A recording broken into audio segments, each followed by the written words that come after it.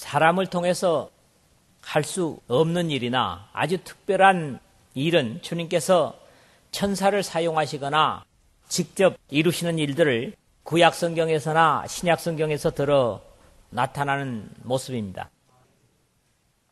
사울의 경우가 바로 그런 경우라고 여겨집니다. 승천하신 주님께서 직접 나타나셔서 180도 삶을 뒤집으시고 사흘 만에 전혀 다른 삶을 살게 하시는 것을 보는데, 이것이 어찌 보면 구원 얻은 삶의 전형적인 모범이라고 그렇게 말해도 그러지 않을 것입니다. 이 사울의 변화의 과정에서부터 변화의 삶을 보면서 한 인간의 구원받은 삶에 대한 과정을 보는 것 같습니다.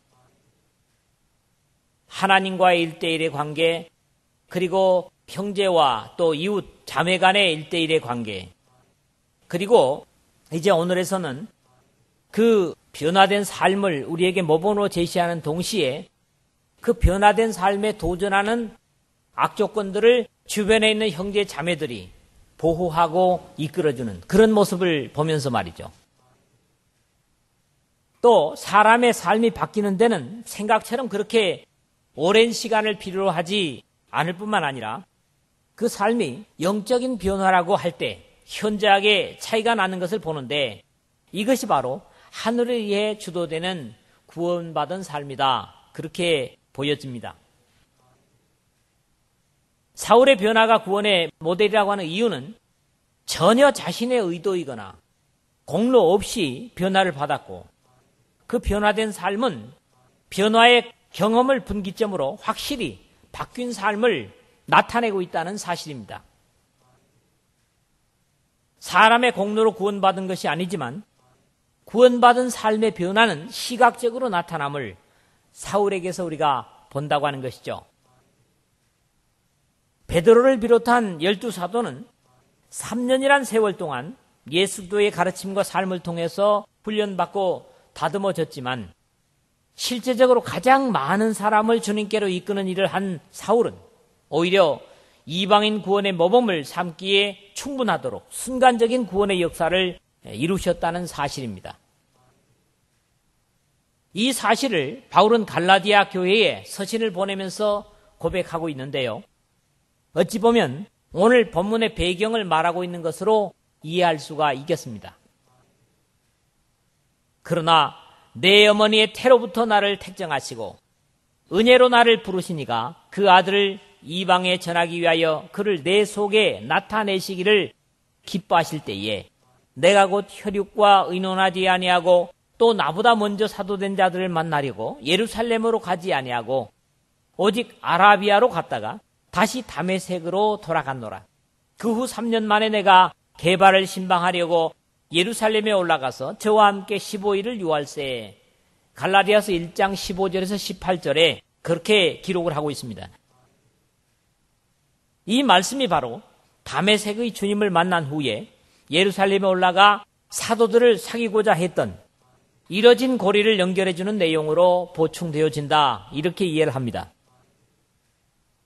결국 사울은 다메섹으로 가다가 주님을 만나 눈이 멀고 금식하며 기도하다가 아나니아라는 하나님의 종의 안수와 세례를 통해서 거듭나고, 이 아나니아의 소개로 다메섹 여러 회당에서 예수 기도를 증거하게 됩니다. 그러나 자신들과 협력해서 다메섹의 그리스도인들을 색출해 주리라는 기대를 가지고 사울을 기다렸지만 완전히 변심했다고 판단한 유대인들이 죽이려는 음모를 인해서 벗어나게 되고 예루살렘으로 올라간 것으로 오늘 본문이 기록되고 있는데, 자신이 쓴 서신들 중에 하나인 갈라디아서를 통해서 이 내용을 보충하고 있다, 이런 말씀입니다. 사울이 다메섹에서 예루살렘으로 바로 올라간 것이 아니라 아라비아에서 3년을 머물면서 주님과 깊은 영적인 교제를 가진 후에 게바, 즉 베드로를 비롯한 사도들을 만나려고 시도했다는 경험을 갈라디아서에서 수리하고 있다, 그렇게 소개를 했습니다. 우리는 오늘 이 말씀을 통해서 다른 종교인이 그리스도인으로 변화된 삶의 모범을 배우고 그러한 변화를 세상이나 과거에 함께하던 사람들은 결코 기뻐하지 않는다는 사실을 각오하고 그리스도를 증거하는 삶으로 사울처럼 충성할 수 있는, 그리고 주변의 모든 사람들이 객관적으로 그 사람을 그리스도인으로 인정받을 수 있는 그런 여러분 모두가 되시기를 주의 이름으로 부탁을 드립니다. 첫 부분 19절 하반절에서 22절까지의 말씀인데요. 사울이 예수님을 만나서 변화의 확실함을 나타내는 그런 말씀입니다. 그리스도인으로 삶을 살아가는 것은 다른 많은 세상의 종교처럼 몇십 년을 수행하고 정진하는 많은 기간이 필요한 것은 아니라는 사실입니다. 신앙의 연륜은 신앙의 깊이와 성장에 필요하긴 하지만 꼭 여러 해를 지내야만 그리스도인으로 살고 활동할 수 있다고 하는 것은 아니라는 말입니다. 물론 사울처럼 확실한 예수 그리스도와의 만남이 반드시 필요하기는 합니다. 나의 죄인됨에 대한 절망과 이 절망으로 살 수밖에 없는 인생을 위해서 십자가의 온갖 저주와 절망과 고통과 고독과 실패를 대신 감당하신 주님을 만난 후에라야 가능하다, 그런 말씀입니다. 그가 찔림은 나의 허물을 인하며 그가 상함은 나의 죄악을 인함이라. 그가 징계를 받음으로 내가 평화를 누리고 그가 채찍에 맞음으로 내가 나음을 입었도다 라는 고백을 십자가에 고난당하시는 주님을 바라보면서 드릴 수 있어야 한다는 말씀입니다. 사울이 다메섹에 있는 제자들과 함께 며칠 있을 때 즉시로 각 회당에서 예수님의 하나님 아들이심을 전파하니 19절 하반절에서 20절에 그랬습니다. 나의 나됨에 대한 은혜가 예수 기도의 희생과 부활을 인해서라는 고백은 구원받은 사람이라면 오랜 세월이 필요한 것이 아닙니다. 즉시로 증거할 수 있고 그럴 때 오히려 내 자신의 믿음이 자랄 수 있음을 이 사울에게서도 우리가 보는 것입니다. 다메섹에서 주님의 제자들과 며칠을 머무르면서 사울은 이제 자신의 하나님의 백성됨이 율법을 지킴에 의해서가 아니라 가말리엘의 교육에 의해서가 아니라 베냐민 지파에서 났기 때문이 아니라 8일 만에 할례를 받았기 때문이 아니라 바리새인이기 때문이 아니라 바로 예수 그리스도의 주 되심 때문이라고 증거하기 시작합니다. 이것은 바로 우리 모두 자신의 증거가 되어야 되는 것입니다. 이것이 모든 그리스도인의 삶의 고백이어야만 합니다. 그러나 나의 나 된 것은 하나님의 은혜로 된 것이니 내게 주신 그의 은혜가 헛되지 아니하여 가능했다고 고백함을 듣는 것입니다. 오늘 이 말씀을 듣고 있는 우리 모두의 고백도 같아야만 합니다. 믿음의 증거는 거기에서 끝나지 않았습니다.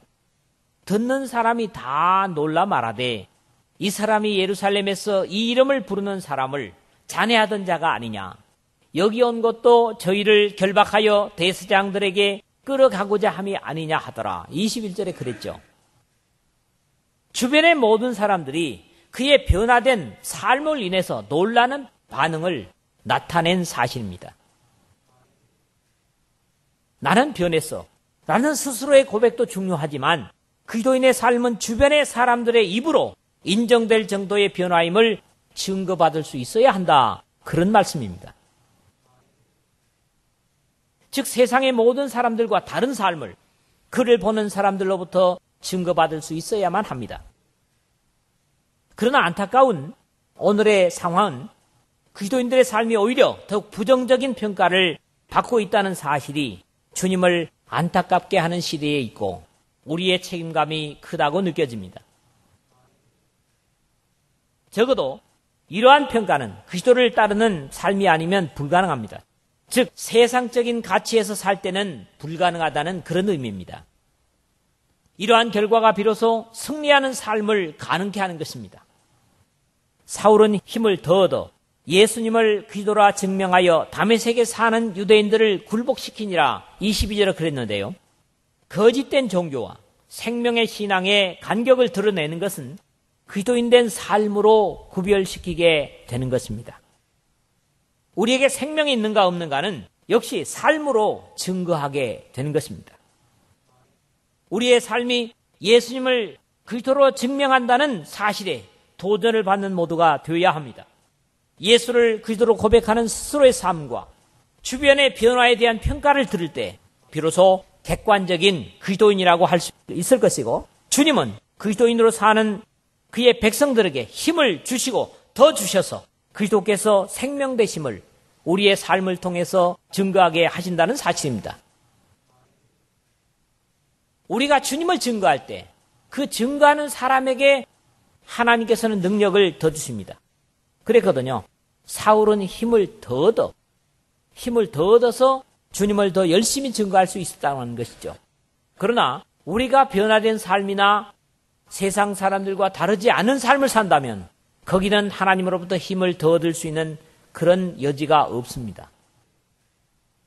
우리가 나는 그리스도인이다 하는 고백을, 내가 그리스도 때문에 변화됐다고 하는 고백을 주위의 사람들에게 나타내고, 주위의 사람들이 나를 보면서 저 사람은 이러이러한 사람이었는데 이렇게 변했다고 하는 그런 평가를 들을 수 있는 변화된 삶이 되시기를 주의 이름으로 부탁을 드립니다.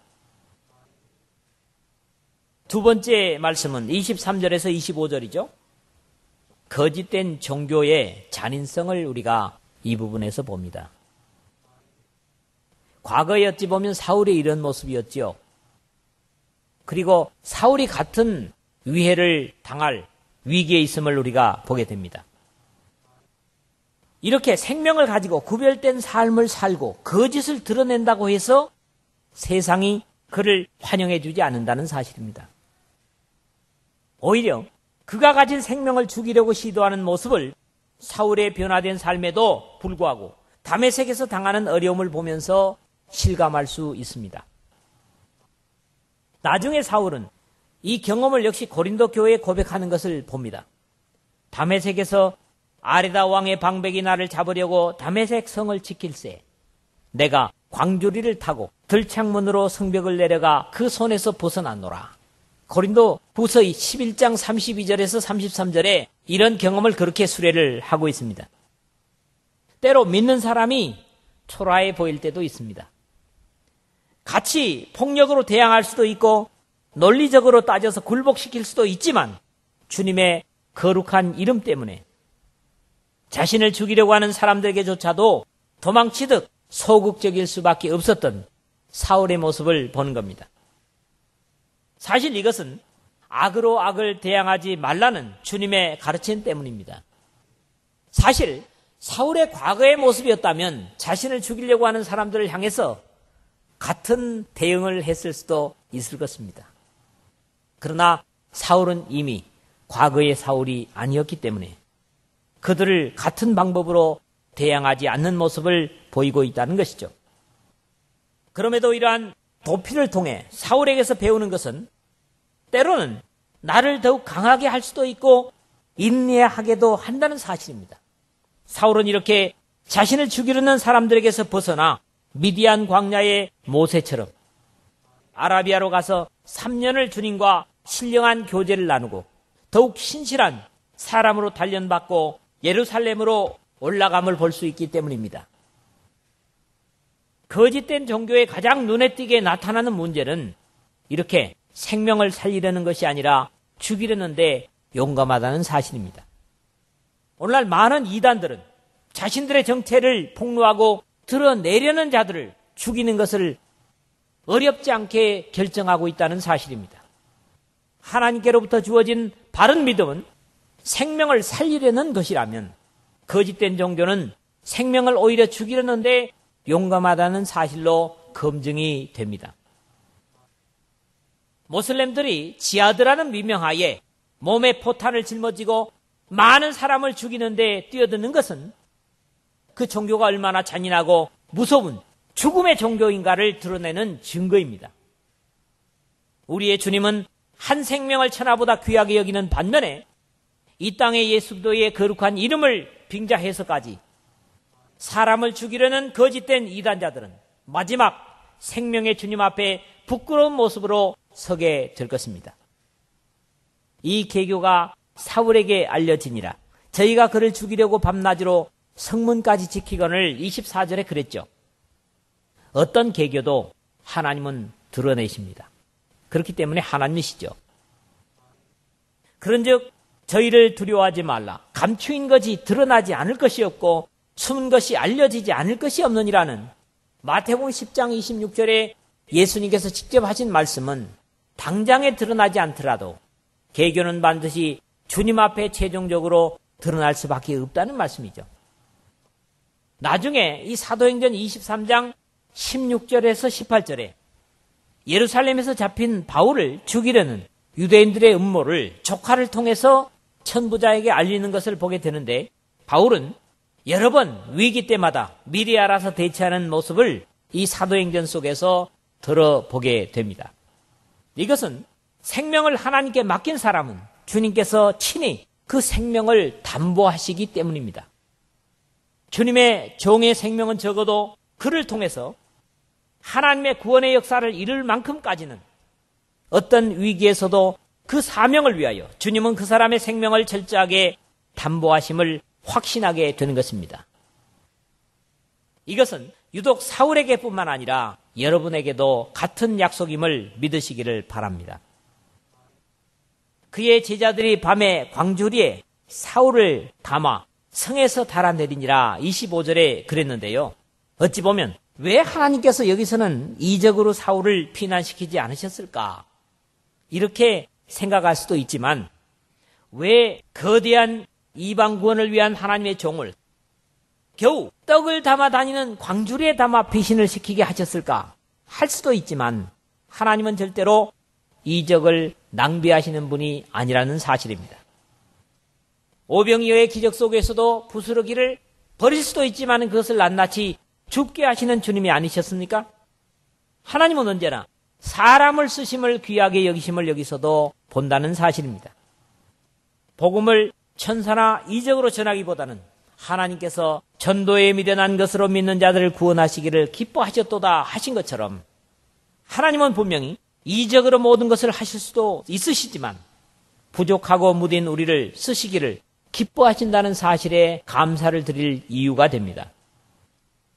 어찌 보면 의기양양하게 다메섹 도성을 걸어 나오는 것이 복음에 더 유리할 것 같은데, 하나님은 사울을 겸손케 하시기 위해서인지 떡광주리, 이 광주리가 어디에 쓰이는 말씀인지 아십니까? 마가복음 8장 8절에 보니까 7개의 떡하고 2마리 생선을 가지고 먹고 남은 부스러기가 7광주리였다 하는데, 그 광주리하고 꼭 같은 단어입니다. 자, 이 떡광주리에 담겨서 다메섹을 벗어나게 하신 것은 또 다른 의미를 우리에게 가르치고 있다고 믿습니다. 너는 내가 먹어 없앨 수 있는 떡 조각에 불과하다는 의미를 찾을 수도 있다는 거지요. 우리 모두는 이렇게 다 부족하고 나약하지만 어찌 보면 다른 면에서는 사울처럼 강한 도구로 더 많은 사람들에게 그리스도를 전할 수 있는 역할을 할 수도 있는 이중적인 우리의 삶을 보는 것입니다. 여러분 모두는 사울처럼 비록 광주리에 담기는 그런 연약한 인간일지라도 하나님을 향해서는, 세상을 향해서는 큰 역할을 감당하시는 주님의 귀한 백성들이 되시기를 주의 이름으로 부탁을 드립니다. 세 번째, 26절에서 마지막 31절까지입니다. 사울은 자신의 주 활동 무대였던 예루살렘에 올라가는데, 이전의 모습과는 전혀 다른, 그가 박해하고 죽이고 괴롭혔던 주님의 제자들과 사귀고자 손을 내밀어 봅니다. 그러나 그의 변화를 믿어주는 사람이 없고 다 두려움의 대상으로 경계를 하는 것은 유대 제자들의 신중성 때문이었을 것입니다. 사울이 예루살렘에 가서 제자들을 사귀고자 하나 다 두려워하여 그의 제자됨을 믿지 아니하니, 그렇지 않습니까? 우리가 때로는 사람을 대함에 있어서 역시 인간됨으로 다가갈 때가 많습니다. 주님 앞에 변화받은 생명임에도 믿지 못하고 여전히 과거의 사람으로밖에 보지 못하는 경우가 있는데, 이것은 모두 서로의 책임이라고 여겨집니다.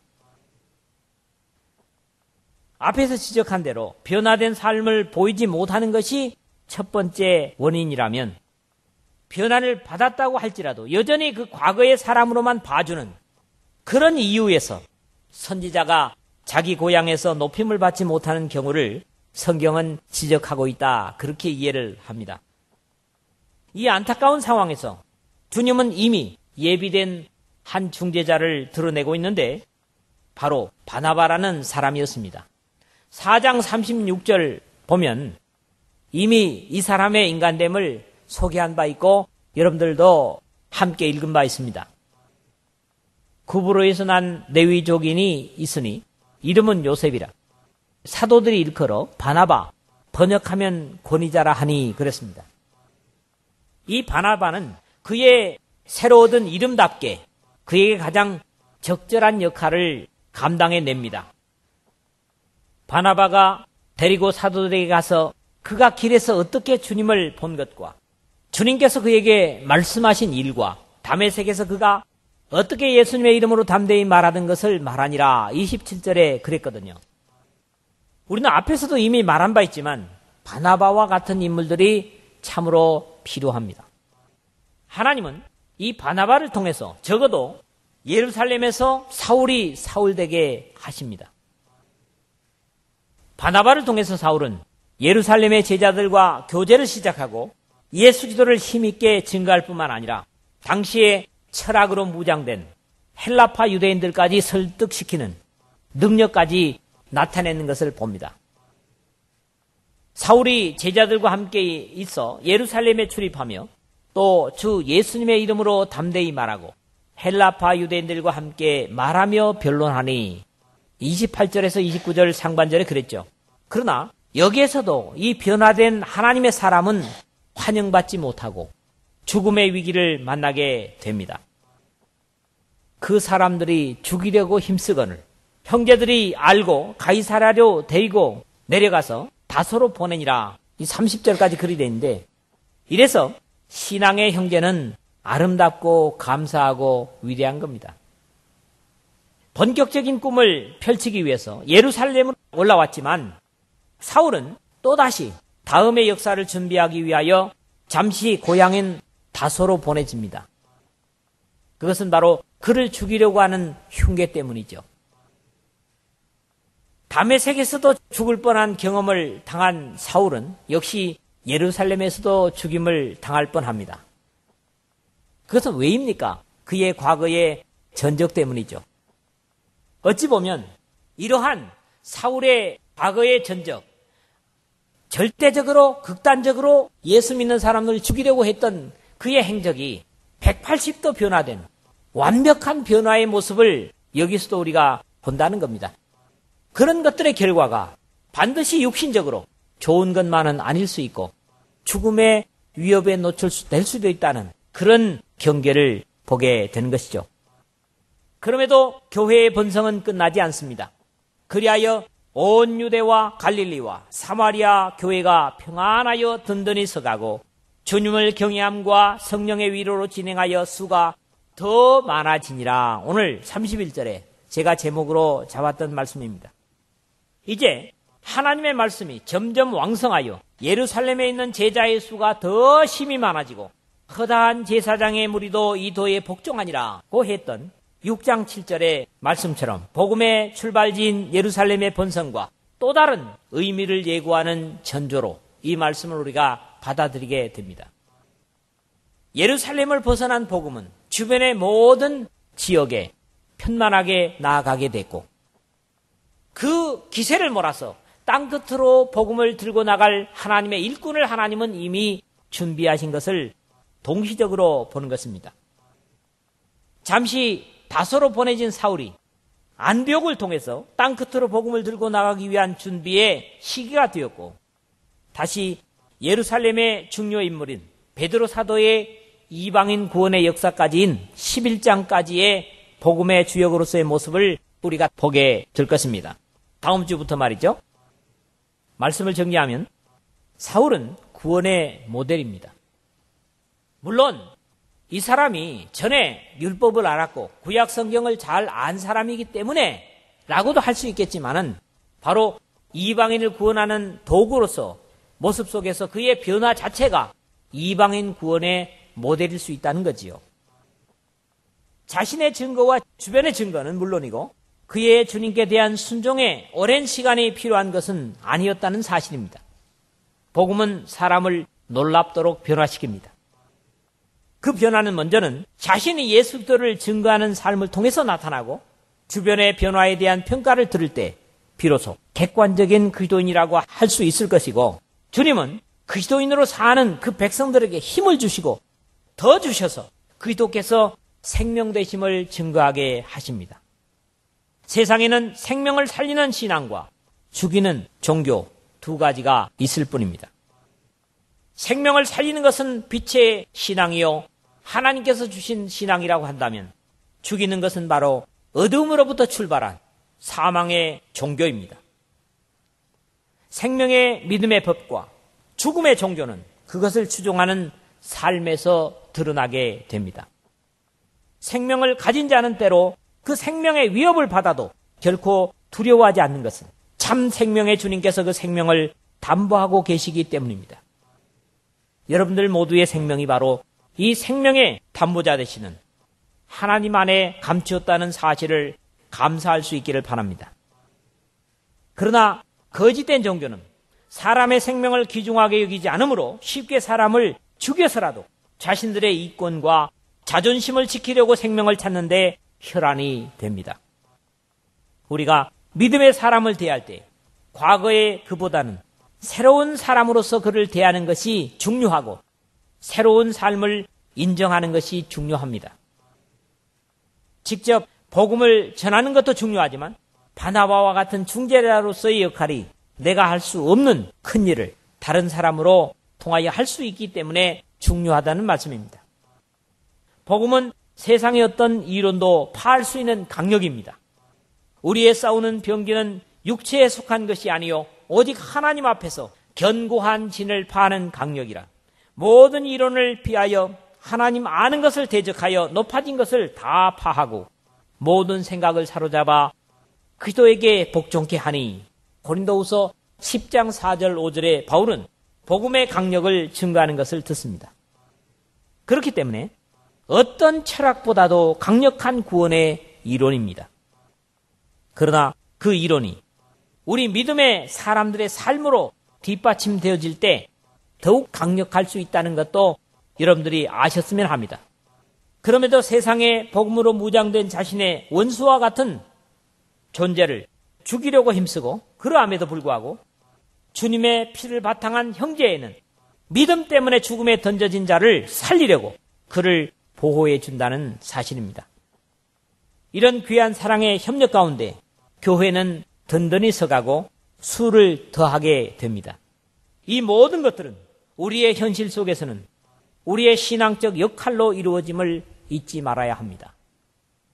여기에 표현된 대로 온 유대와 갈릴리와 사마리아 교회가 평안하여 든든히 서가고 주를 경외함과 성령의 위로로 진행하여 수가 더 많아지니라 하는 하나님의 선하신 역사가 우리의 교회와 이 말씀을 듣는 여러분 모두에게 임하시기를 주의 이름으로 축원을 드립니다.